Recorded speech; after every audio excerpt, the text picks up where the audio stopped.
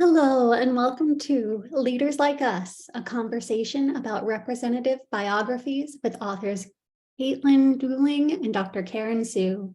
I'm Julia Smith, Senior Editor for Books for Youth at Booklist. Before we begin, I'd like to go over some technical details. The audience is in listen-only mode, but we welcome any questions you may have. On the bottom of your screen is a toolbar with a section for Q&A. If you have a question for today's panelists during the discussion or need any technical assistance, simply click Q&A and type your message into the box that appears. We will do our best to respond to all tech-related questions, and any questions we do not get to during the Q&A portion, we will pass along to our panelists so they can follow up with you after the webinar. Booklist offers closed captioning on all webinars.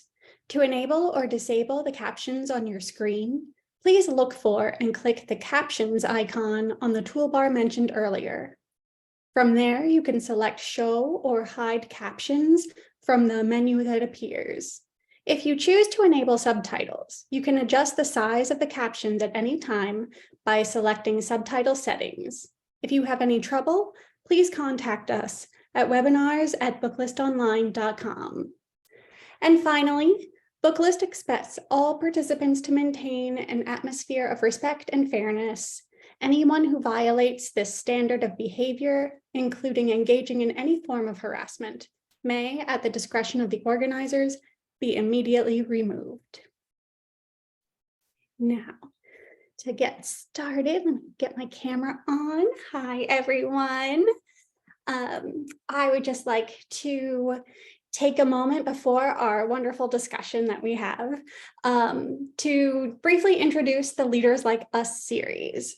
It is put out by Rourke, and they began this picture book biography series in 2020 with the aim of introducing elementary readers to extraordinary individuals who have made a difference in their communities and in our world. Each book tells the story of an important leader in science, the arts, social justice, and other fields. This is also a series committed to diversity, both in terms of its subjects and its creators, capturing important moments in history and helping ensure that every child can see themselves reflected on the biography shelves. We are so lucky to have the authors of two authors of the series. They've written several volumes in here, and they're with us today. We have Kaitlyn Duling, who has always believed that words can change hearts, minds, and actions, and that stories about the past are one key to a better future. She grew up shy in Paxton, Illinois, but now lives out loud and proud with her wife in Boston, Massachusetts. Kaitlyn has written more than 100 books for children and teens. And we have Dr. Karen Sue, who grew up in Massachusetts. She was an avid reader, especially of biographies. She is passionate about diversifying books for young readers because she found so few books featuring Asian Americans when she was young, and even when her two kids were younger. Karen hopes readers of her books will learn about inspirational Asian American leaders who have made a difference in the world. She currently teaches global Asian studies at the University of Illinois in Chicago. Thank you both so much for joining us. Yes, beautiful. You are welcome to unmute, and we will begin our conversation. I will just jump in and kind of let our audience know that, so Kaitlyn, most of the biographies that you have contributed to this series feature people from the LGBTQ community, and we have Karen's, which feature the Asian Americans. And so I was curious, did you all get to choose the subjects of the biographies, or were you kind of approached with those to begin with? I can start. I was very excited to be invited to write, and that was one of my first questions, like, do I get to choose, or did they already have folks in mind? And right from the start, it was very much emphasized that I got to choose and work with the editors. So one of the things I did was go to the library and see what was already out there for young readers in terms of Asian American leaders. And I found there were actually already a lot of books about Kamala Harris, for instance, or Tammy Duckworth, who's a senator from Illinois, and Larry Itliong, a Filipino American labor organizer. So it really helped me hone in on who I wanted to focus on. And I started with Grace Lee Boggs and Philip Vera Cruz, and then added Yuri Kochiyama and Dalip Singh Sound. And so what I was trying to do was kind of provide a range of ethnic backgrounds as well as gender. There's 2 women, 2 men, but I'm already thinking, like, in the future, I would love to include Asian Americans who are trans or non-binary, or, lesbian, bisexual, or gay Asian Americans, even though that's also kind of overlapping with the LGBTQ series. Yeah, so it was really fun to think about who I wanted to focus on. Yeah, awesome. And Kaitlyn, for you? Yeah, it was so exciting to get to choose the subjects of these biographies, but it was also such a hard decision. I think the first list that I sent over to the editor was like 15 people, and then they had to whittle it down and whittle it down. It was so hard. I knew I couldn't represent the entire LGBTQ plus community, but I did really want the books to reflect the diversity of the queer community that makes it so beautiful. So we had to look at diversity in a whole bunch of different ways, right? Like career, we have people in STEM and arts and activism in the series, but also in terms of sexual orientation and gender identity and cultural and class background. And then I just wanted to choose people who excited me. And like you said, who weren't already available necessarily in public and school libraries. So. Yeah, and it's fun for me to get these because there are always people I've never heard of. And then you read these amazing stories and you're like, why haven't I heard about this person? Like, they're always so incredible. And so I just get very excited to see who all is out there that is just like not in the standard histories that we kind of came up in school with. So yeah, on that note, one thing that I've found pleasantly surprising is that I was thinking about young readers, but when I tell other adults what I'm doing and who I've written about, many of them say, "Oh, I didn't know about Grace Lee Boggs or Philip Vera Cruz." So yeah, it's helpful to hear that. It's neat. Yeah, these books are great for both like someone who might be reading to kids or with kids, as well as the kids themselves. I feel like everyone is going to get something out of them. So I know that, Karen, you mentioned some of the names of the people you've covered, and but also Kaitlyn, I would love for you guys to just like pick a couple and let me know like a favorite thing you found when you were researching them, or like how much you thought you knew was there, but like a new discovery along the way that was big for you. And yeah, Kaitlyn, maybe we'll start with you. Yeah, I can speak to that. I've been thinking about it a lot, actually, like favorite things that I've learned about these people through the research and writing process. And for me, actually, I think it comes down to like all of the things that I learned about them outside of like the one big thing that they're known for, whether that's a career achievement or something else. But it was really cool to learn about all of the different dreams and ideas and roles that these people had before they like reached their career climax or whatever it might be. Like Sally Ride was really into tennis and she almost became a professional tennis player. Like she could have just done that, but instead she wanted to go to space, or like she wanted to do both, which I think is really cool. And like Alvin Ailey excelled at foreign languages and he studied them in college. He didn't have to go into dance. I don't know, I think in juvenile biographies, especially, a lot of times it gets boiled down to like one singular achievement or one singular dream this person had, and then they achieved that. And what we don't see are all the multiple identities and multiple ideas of themselves and of life that people can hold, that I think is really cool, and a really cool just thing to a message to send to young people, that they're multifaceted and that that's okay. So I think that was my favorite. Yeah, absolutely. Karen, how about you? Yeah. I really love that, because I also learned that when I was reading the Sally Ride, when I was like, oh, tennis. Wow, I didn't know that. Yeah. I think for me, I'm someone who really gets into details. So that was actually hard for me to let go of some details, but I love learning about them. So one thing that comes to mind is like when I was researching about Yuri Kochiyama, I learned that, she was like the messenger center. She worked as a waitress and everyone knew which restaurant she worked at. So people would stop in to leave messages for her to pass on to other people who would stop in and get the messages. And it just, the perspective of how much our world has changed since then, in terms of how we would be communicating now over texts instead, and wouldn't need to stop in this way. That was just really interesting to me. So that stuck out.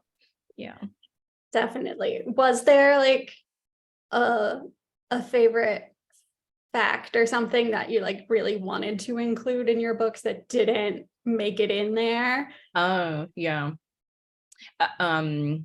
Well, with Dalip Singh Sound, in his memoir, he actually shared that he met his future wife on the voyage on the ship to the US.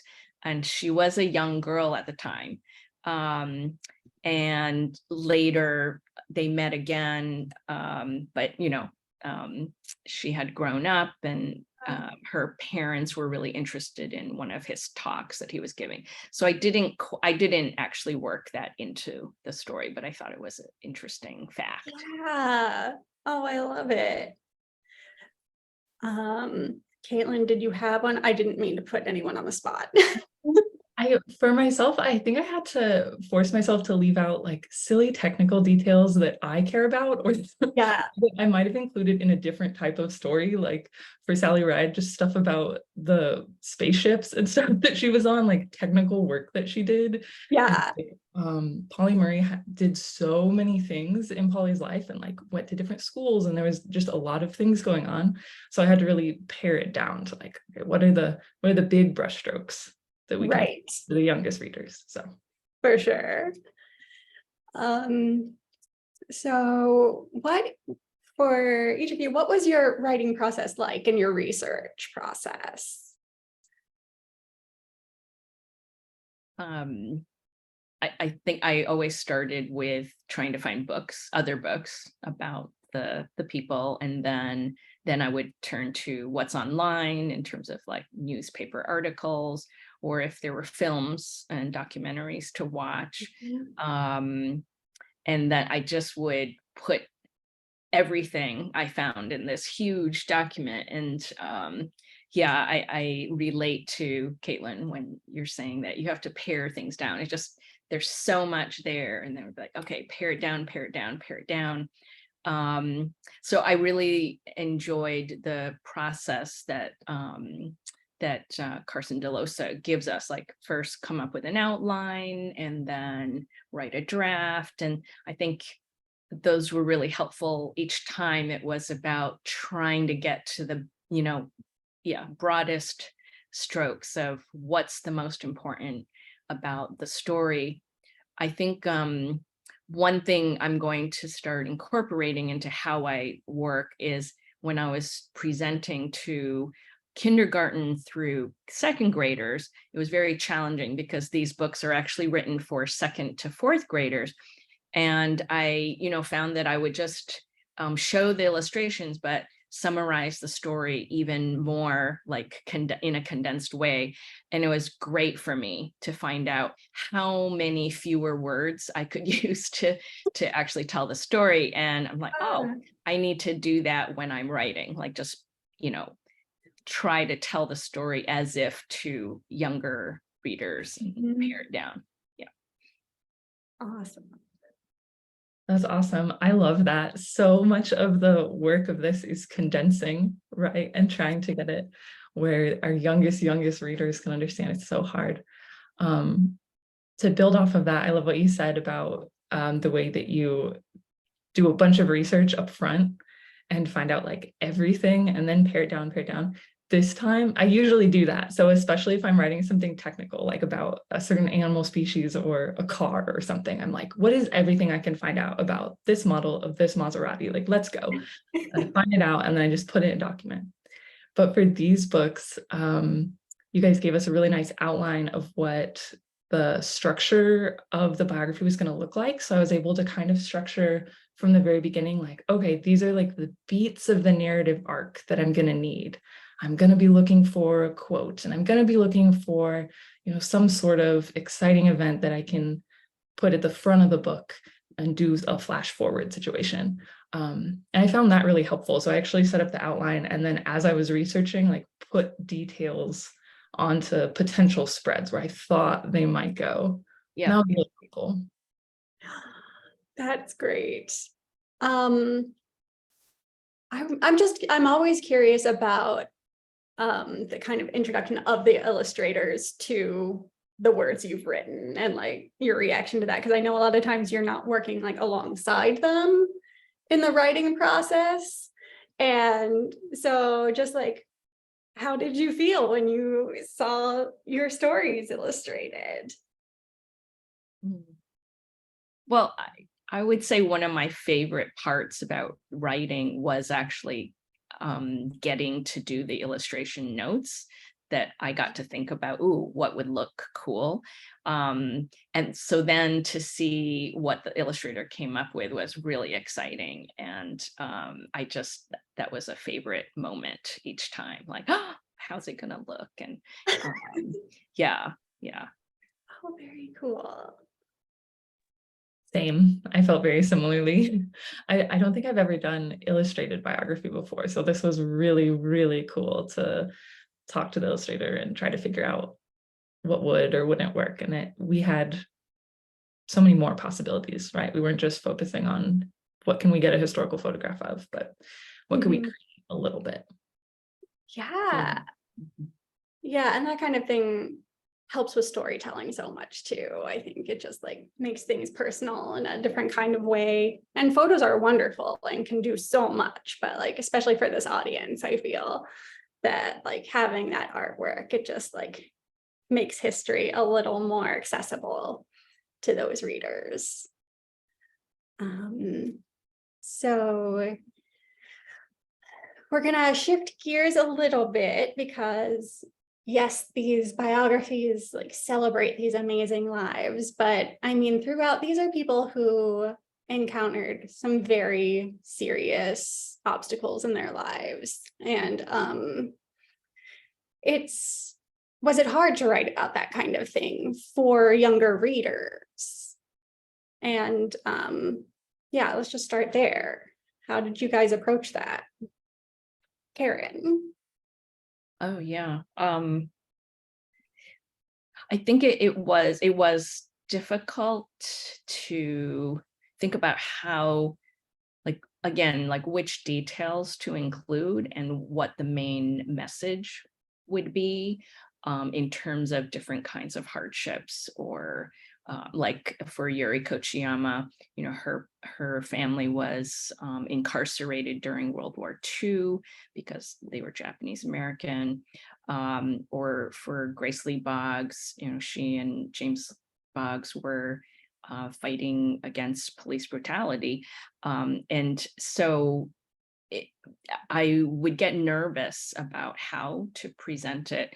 But I think in presenting to the 3rd through 5th grade readers recently. I felt very reassured that they get it, and it also didn't seem to be too overwhelming to them. And I think for me, one of the things that's most important to share is that these are ongoing challenges in our society, and the biographies show how people have already tried to, navigate it, whether becoming an activist or just, how did they go through these hardships themselves. I think that's important to show kids that they're not alone in these struggles. So, Yeah, for sure. Kaitlyn, how about you? Yeah, I love that. I thought about that so much reading your titles, Karen, that they really like set students up with the idea that this is just the beginning of the story, right? And that this work continues and needs to continue. It's so beautiful. Yeah, when it comes to talking about difficult things, I think it's so hard. And I think like as adults, we owe it to our youngest readers to grapple with those things for them a little bit and to help them through it. With my titles, I think with LGBTQ plus figures from history, there's always a question of like, how do you represent their identity in the most honest way while honoring what they would have wanted for themselves, right? So there were a lot of hard decisions that I had to make regarding stuff about pronouns, like with Polly, or how, like which details about people's life to include that would have been hard for them to talk about in their own life when they were alive. So what we landed on was just leading with honesty, like with Sally Ride, to say that, she was partnered throughout most of her life with Tam, but that they didn't share much about it publicly, period. And to just say that. And with Polly, to talk about how most of the time Polly in Polly's life used she, her pronouns, sometimes he, him pronouns, but that these days, some people use other pronouns, and here's some examples, and we can't know what Polly would do now. And sometimes historians argue about it. So maybe that's a little bit tangential to your question, but for me, that was one of the most difficult things about this particular series was grappling with that stuff. So important though. It is. And like, I mean, all of these things, maybe not to some degree, all of these things are, as you guys said, still relevant and like ongoing fights. So, and I think a lot of times discomfort around these topics is coming more from the adults, and like we kind of have a greater context for a lot of the stuff that we bring to these subjects, whereas kids are coming to it fresh and curious, and like they just want to know the facts about it. And it's kind of good to remember that kind of thing and respect that and let them have the information that they are looking for. Absolutely. Kids have Yeah, so much capacity to hold contradictory ideas at once. yes. I really love what you said about just focusing in on honesty, and also acknowledging, like, at one point in history, this is how people may have been trying to navigate it, and it may be different now. I think an example of that for me in the Dalip Singh Sound biography is that he was Sikh American, and after 9/11, there was a lot of anti-Sikh and anti-Muslim sentiment, but within his lifetime, 9/11 didn't happen. But when I was working on the biography, I learned from my college students that in school, when they learned about 9/11, they didn't learn about the anti-Muslim hate that happened. And so it just reinforced for me, like, I wanted to add in a sidebar for that biography that highlighted there's a American Sikh Congressional Caucus that addresses, anti-Sikh sentiment. And there was a mention of 9/11, and I think it works, but that's something that, wasn't happening in his lifetime, but is important now to kind of address. Yeah, and there are, I should mention, in the backs of all of these books, there are kind of discussion questions, and they do really lend themselves well to further discussion and leading to other topics within a classroom, or just, a family who really likes to talk about this kind of thing. And that's my favorite thing about any kind of book and tough topic and all of that, is like, just let's talk about it. And I think there's so much value to that, and it makes any of the trepidation around certain things dissipate so much if you can just learn about things together and that kind of thing. So it's really valuable in having all those things available. And did you all write the discussion questions too? You did. Was that a challenge? I had fun doing it. I think it's the teacher in me. I'm like, and I love what you said, creating the space for people to talk about it together is really important. So that was definitely one of my highlights in writing these biographies, coming up with the questions and the reflection topics. Me too. I think the discussion questions were really fun. I'm a huge fan of back matter in nonfiction books and glossaries, all of it. You're talking to the right people. The tools that you can insert into a story to help guide the reader in thinking and discussion, like you said, because these are stories. There is the chance that they're going to be more likely that they'll be read out loud. Whether that's someone in a classroom or a presentation or a family at home. And I think giving those discussion questions is just so valuable. I think one of the great features of these Leaders Like Us books is that the beginning of every single biography starts with questions that pull the reader into how they connect to this person's story. And so, I think it just is wonderful in terms of how it encourages the young readers to think about, what they would do in a similar situation. And yeah. Totally. Thank you for mentioning that. I would love to, so everyone is kind of very aware of the charged atmosphere at the moment around books and access to them and everything. But let's talk about just the purpose of increasing representation on children's bookshelves, specifically during times like this where differences are attacked or censored. So.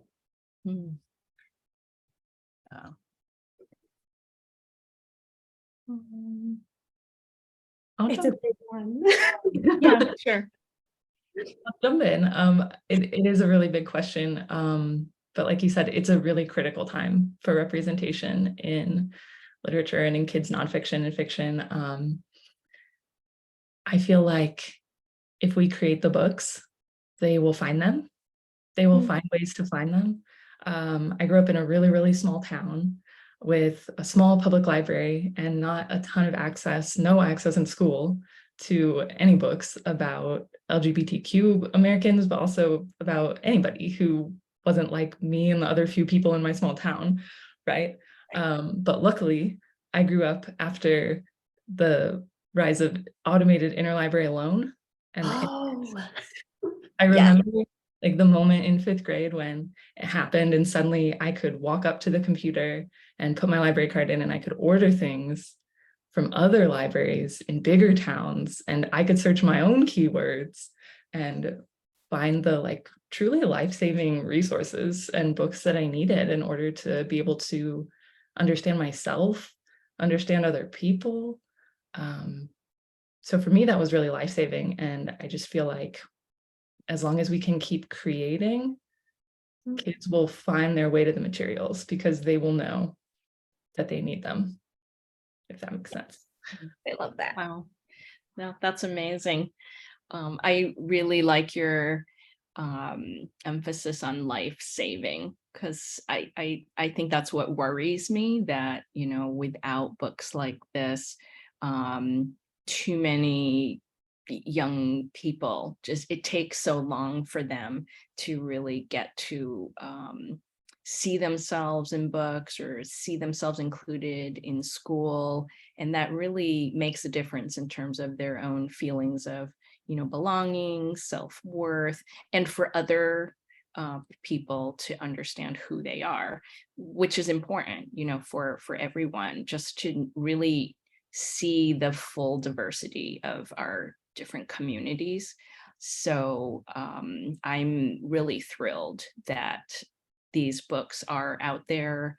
And this idea of how readers would find the books that they need, I love that idea. And I actually just got a message on Facebook from someone I didn't know, and he was doing, you know, online research for a presentation, and came upon the book about Philip Veracruz. And this man is a descendant of Filipino American farm workers, so it just meant a lot to him, and he sent me a message, and so I was amazed that yeah, he found the book. And yeah, I am really impressed that so many librarians are stepping up to make sure that the it's really, you know, accessible to every kid anywhere who might need a book. So that gives me a lot of hope. Yes, me too. They're on the front lines, but we need, as you said, to keep creating. And I think both of those messages are so important. I'd like to get a little more specific with my questions here for a minute, and just, Kaitlyn, your background is largely, like, you've written a lot of nonfiction books. It is mostly nonfiction, right? Yeah, almost For entirely. kids, Yeah. only nonfiction. Yeah. How was like working on this series maybe different from other experiences you've had? Yeah. Yeah, this was very different. A lot of the books I've written are about facts, about stuff. So sometimes about cars or about insects or places, different states, different countries, all sorts of different things, but usually it's a focus on the facts of the matter. And the research and the planning and the writing is all about figuring out how to present these facts in a way that is engaging and memorable, visually appealing. And sometimes that's with story. But with biographies, we're talking about real people, real stories, and we're dealing in feelings, right? Yes. How to be honest about that person's life. What did that person feel in their life? For example, it was really important to me with the Sylvia Rivera book to talk about how she was brave, but that bravery was needed because she was doing really scary stuff and probably felt scared. Yeah, absolutely.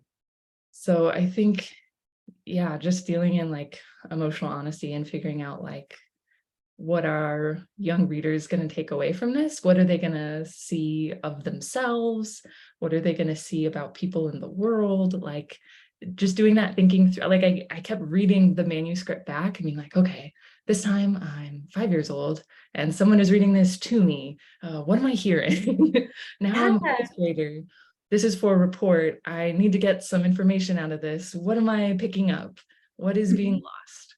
Right. So yeah, I think that's probably the biggest one. Just the people is really different.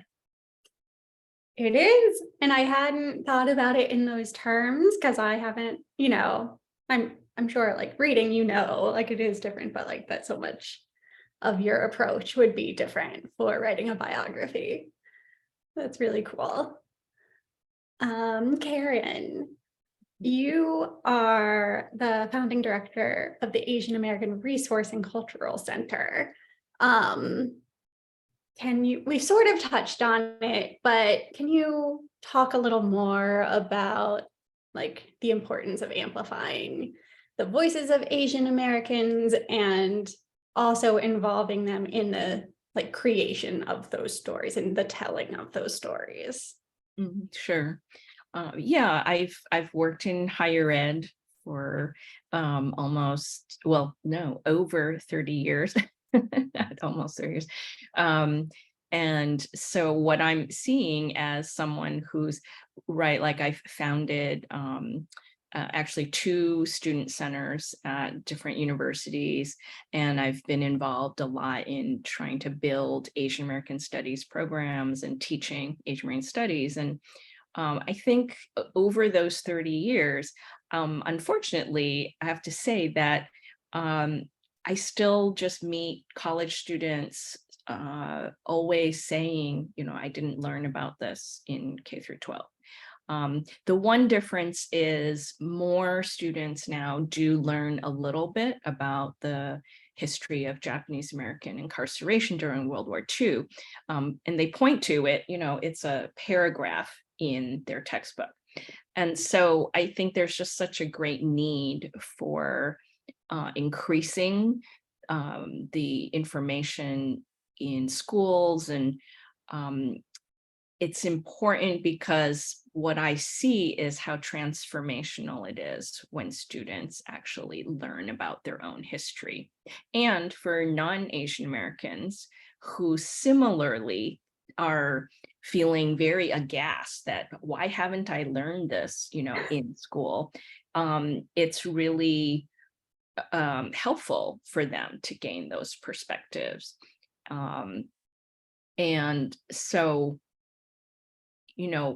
it's a lot of stereotyping of Asian Americans during COVID. The idea that Asian Americans are disease carriers, that predated COVID, and then there's so many wars that the US has fought against Asian countries. And so Asian Americans are seen as enemies or terrorists. So all of these are very, very negative stereotypes. And then on the other hand, there's this idea that they're model students, model minorities. And so I think what's really important about getting more and more stories out there is just that there's so many different ways of being Asian American. There's so many different kinds of, lives, and the full dimension has to be recognized in order to get away from these stereotypes. But really, it's just still that feeling of, oh, there are other people out there in history or currently who share experiences that I've lived through. That's really important for, all people, whether you're young or old. And so I think as a teacher, getting to witness that transformational experience for students is always what keeps me going and what motivates me. And why I really enjoyed doing these biographies. Thank you for that. That was wonderful. I'm gonna move on to some questions we've received from our audience. If you all are ready for this. Here's one that both of you can speak to. Who would you like to write about that you have not yet?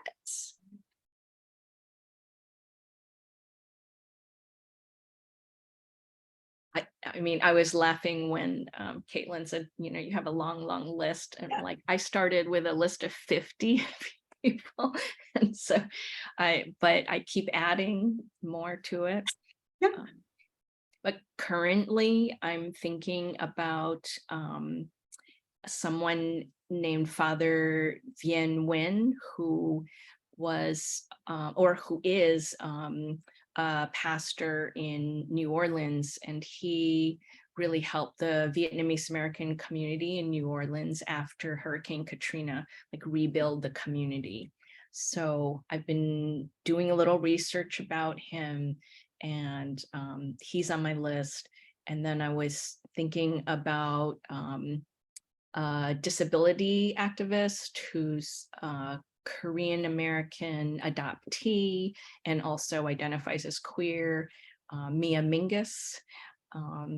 So yeah, I mean, just those are just two at the top of my list right now. Awesome. Kaitlyn. Oh my gosh. I wish I had a better answer for this. This is one of those moments where you ask the question and it all goes like, That's I've never me. known a person's name in my life of anything. But I do think, like, if we're thinking specifically about like LGBTQ plus biographies, if I were to write more, I would want to do more research into areas of life that like I actually don't have that much knowledge or experience in, like leaders in sports or in different types of industry or in business or like things like that. I'd want to like learn about people that I don't know about yet. Because I think there's like a few names that I could like off the top of my head, famous people that we all know, but yeah, I think I need to do more research and find out. So intriguing, but yes, and it's a good reminder that you're gonna find people of like whatever identity everywhere when you're looking. And so that's like another case for like letting kids see like this is a possible path for me. So I love that answer. What biographies have inspired you guys? Either, I don't know, in terms of like writing your own or just like that spark to connect with a figure in history. And it doesn't need to be for kids, it can be whatever.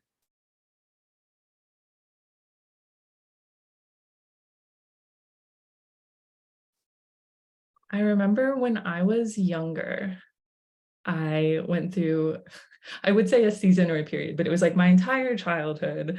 I was super, super into biographies, but also historical fiction and memoirs.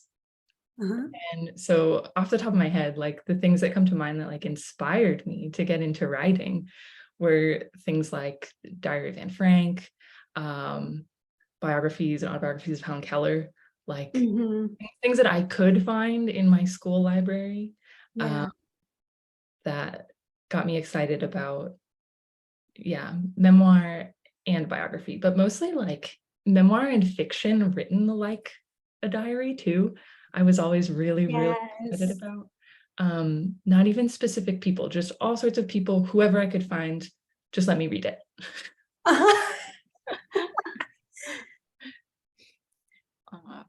I think similar to Kaitlyn, I really, for some reason, just loved biographies. So like once a week at school, we had a library day, and I would just go to the biography section because I knew I liked biographies. And so, you know, I actually am not as much a fan of historical fiction. I really like the true story part of it, but so diaries and memoirs also definitely grab my attention.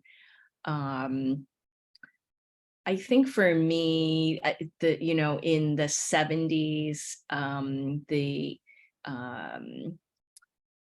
book by Maxine Hong Kingston, Woman Warrior, was really important because it was one of the first really, really well-known like Asian American books out there. But it happens to be memoir, but she also really just questions like, how do you tell stories? How do you hear stories, from your parents or your family, and how do you make sense of it? So that whole process of just, I think, being given permission to question, like, how are stories told? How do we receive stories? That was really fascinating to me. So I still go back to Woman Warrior a lot, because it kind of blows my mind in terms of how much she can do with a story. Yeah. Amazing. If we, oh, I like this one. What outside of books inspires you?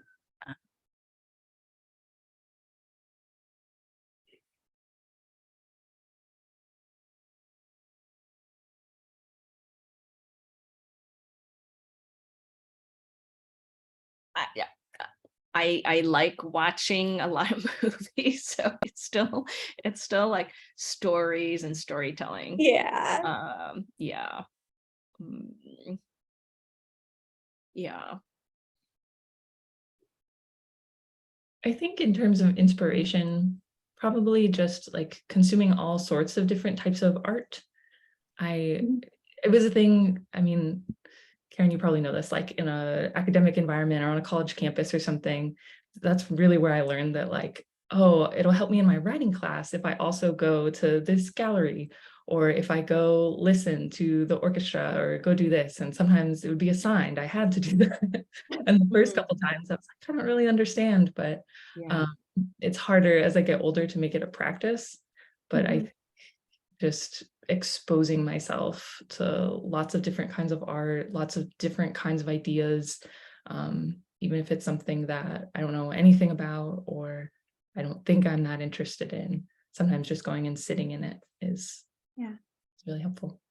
Mhm, mhm.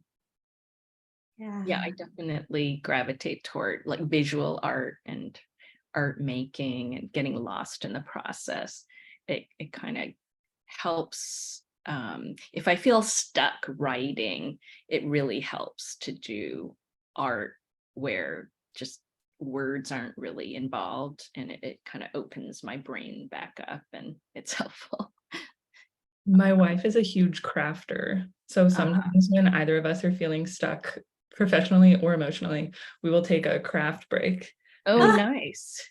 get out I the love friendship it. bracelet making stuff, get out the weaving loom thing that we have and just focus on that. And um, yeah, it gives you an opportunity. It's probably something in your brain, right? That you can look at something and have different kinds of conversations and different kinds of thoughts flow through. I find really helpful. Right, right. And also just kind of doing something, with your hands. Yeah. Mhm. Mhm. I can see that for sure. And it like gives that like thinking part of your brain just at that rest it needs to sort of like reset, refresh, and stimulate your senses in other ways that is so helpful to, I think, any creative process. Let me look through here. What else has come in? 1 second. Um, Here is one for Karen. How has your career as an academic worked into your professional career? Guessing maybe that's like the writing career.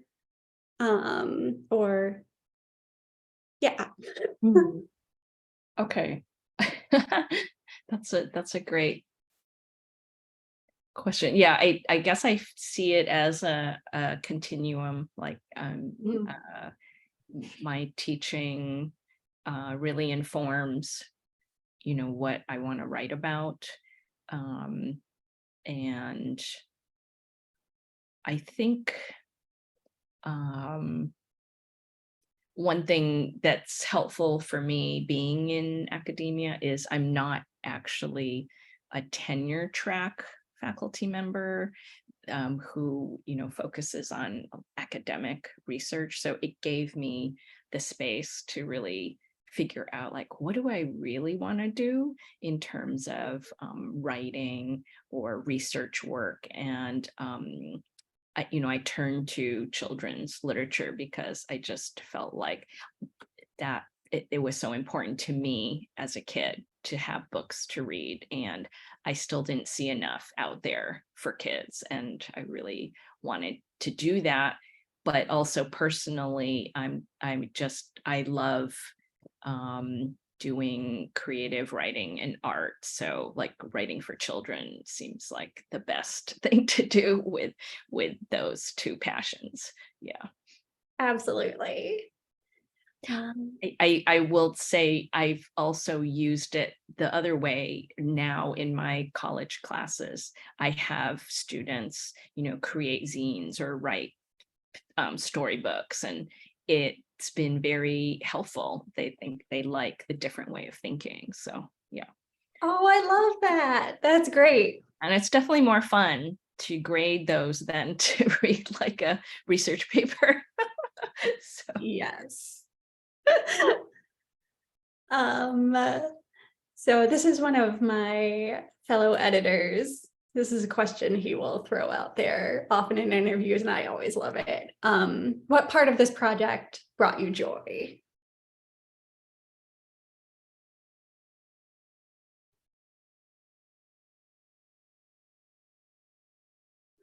I think, well, all the parts enjoyable. Okay. Nothing not enjoyable. But I think there's a moment in any project maybe, but definitely for me in every new book project where I'm no longer writing it, and I've got it. I've got all the words exactly how I want them, and I've got the story exactly how I want it after I've tinkered with it forever. And that part brings me a lot of joy when I'm like, oh, there it is. There it is. Not that that was the way that it was like set out to be from the beginning, or it had to be this way, or this is the only way to do it. But when I can read it back and I'm like, yeah, that's the tonal note that I wanted to hit. Those are all of the details that I wanted to include. Like, we got it. Okay. And then I can stop waking up in the middle of the night and thinking about it and worrying about it and changing things. So Yeah. that part brings me joy.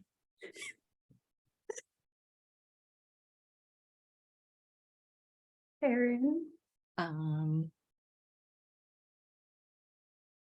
Yeah, I think all parts of the process were really, really enjoyable. Like when Kaitlyn was sharing about how to, when doing research, like, oh, that's the quote that I could use, or like fitting it into the structure. It was just fun to do, to have that structure and know already things that I need to look for or think about.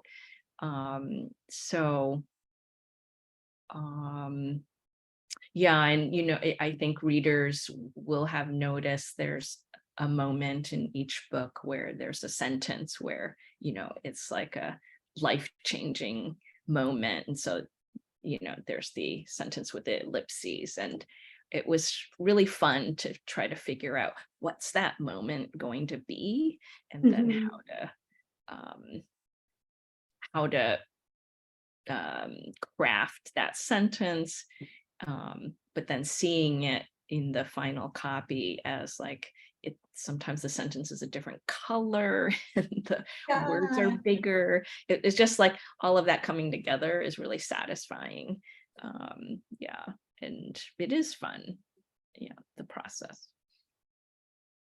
Well, that's great. That is so wonderful. And I think that brings us to time. You guys, I have loved talking with you. It's been so illuminating. And thank you for being with us today.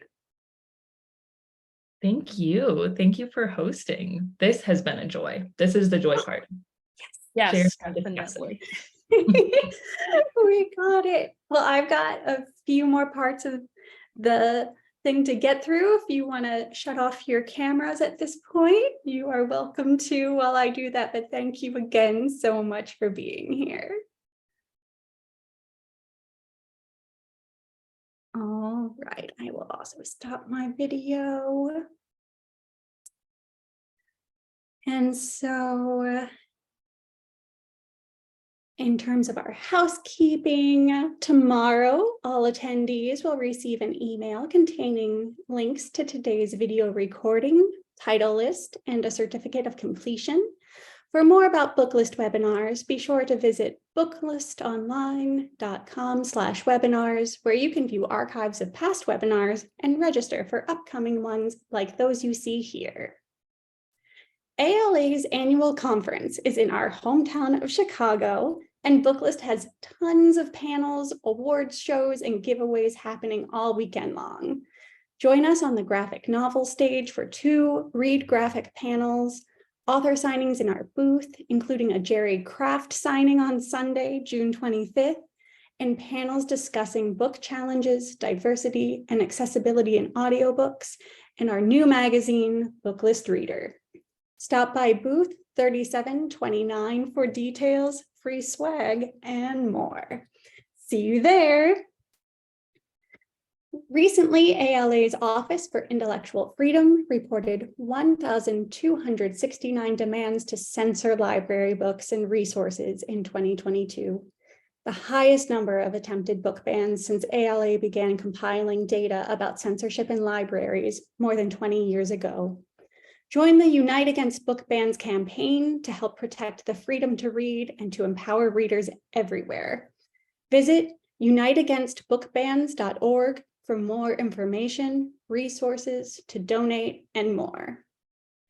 And remember that you can utilize Booklist to support your library's collection development choices with reviews backed by the ALA.